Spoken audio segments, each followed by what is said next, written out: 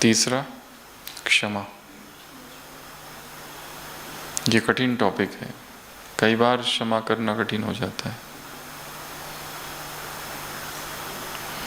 परंतु भावनात्मक शांति को यदि प्राप्त करना है,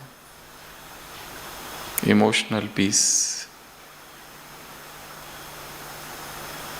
उसके लिए नहीं, स्वयं के लिए हमें आत्माओं को माफ करना होगा, चाहे उन्होंने कुछ भी किया हो।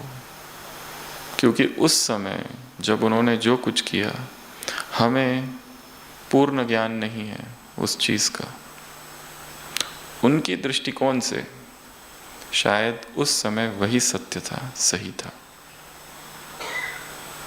हम सोच रहे हैं कि उसने गलत किया, हो सकता है वो राइट हो, और ये कई सालों बाद हमें समझ में आए। इसलिए आत्माओं को क्या कर देना है? क्षमा। किस किस के अपराध याद रखे,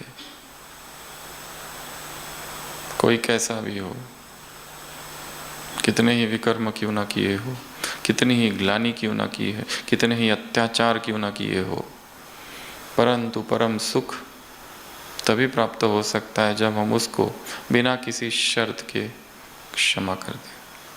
इसका मतलब ये नहीं कह रहे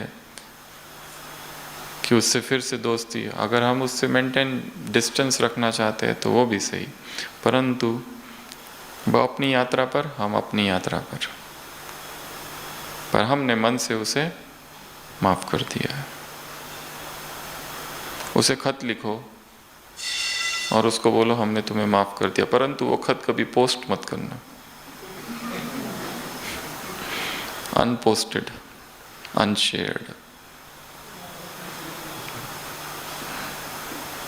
नहीं तो पोस्ट कर दोगे तो कुछ नया बखेड़ा खड़ा हो जाएगा, क्योंकि अगेन कांटेक्ट होगा, अगेन डिस्टरबेंस चालू होगा।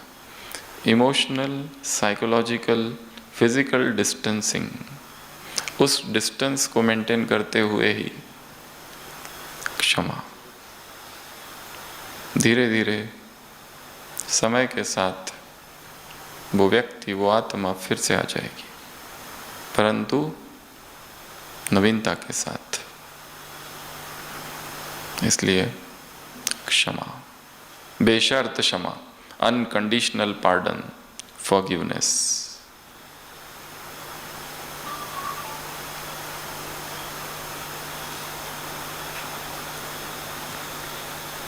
ये तीसरा। चौथा,